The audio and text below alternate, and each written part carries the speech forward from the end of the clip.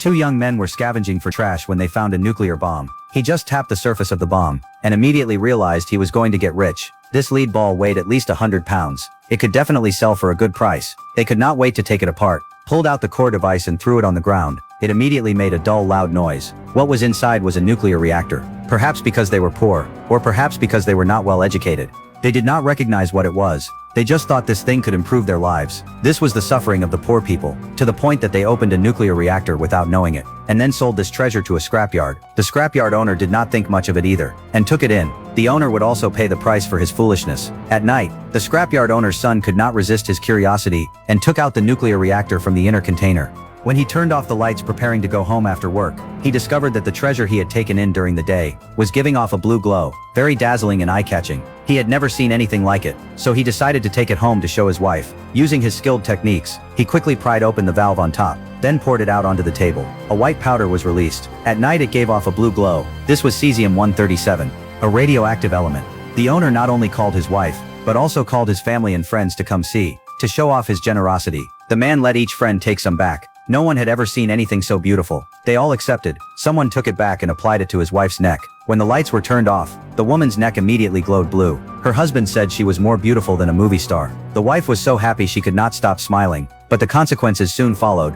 A few days later her neck began to ulcerate. The owner's wife thought it was best not to touch such things, so she took it away and poured it into the sewer. Cesium-137 was thus discharged into the entire city's water system. 10 days later, disaster struck. The scrapyard owner who had first been exposed to the cesium-137 began losing his hair. He himself did not notice, but his wife was also showing symptoms. She had been vomiting and having diarrhea on and off for days. This had never happened before. The owner then discovered that the treasure he had brought home was missing. He asked his wife. She said she had not seen it, and blamed her husband for bringing home something of unknown origin, saying her vomiting and diarrhea were probably because of it. After her husband went out, the woman opened the cabinet. The nuclear reactor was not lost. She had hidden it. She thought this thing should not be kept at home, so she decided to take it to the health department for professionals to handle.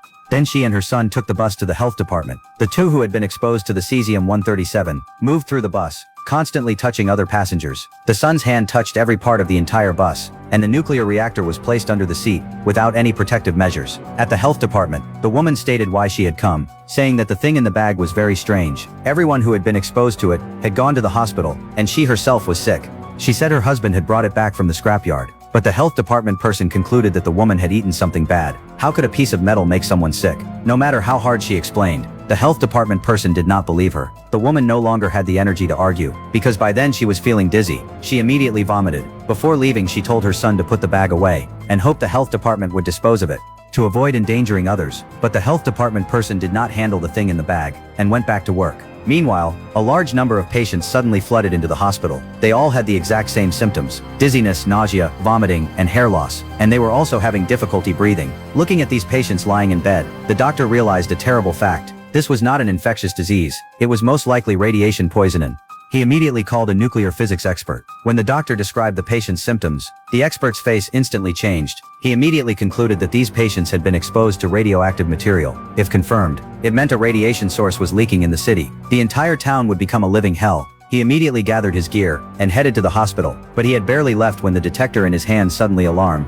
Marcio's first reaction was that the device was broken, because the reading had already exceeded the warning. How could there be such a strong nuclear reaction in the city? He immediately turned back to the research institute to get a new one. But after checking, a colleague told him the device was not faulty. To be absolutely sure, Marcio took 2 detectors with him this time. But as soon as he hit the road, he got stuck in a traffic jam. Just then, both detectors went off at the same time, and the readings skyrocketed, several times stronger than before. He immediately realized the radiation source was nearby, so he ran desperately toward the source, only to find that the health department workers were about to throw the bag directly into the river. Marcio immediately rushed up to stop them, saying this thing was radioactive. The 2 workers were instantly terrified. They had spent an entire day with a nuclear reactor, but there were no real villains in this disaster, only ordinary people trying to survive. They desperately grabbed the wealth that fate had thrown at them, not knowing that what they were holding was actually death.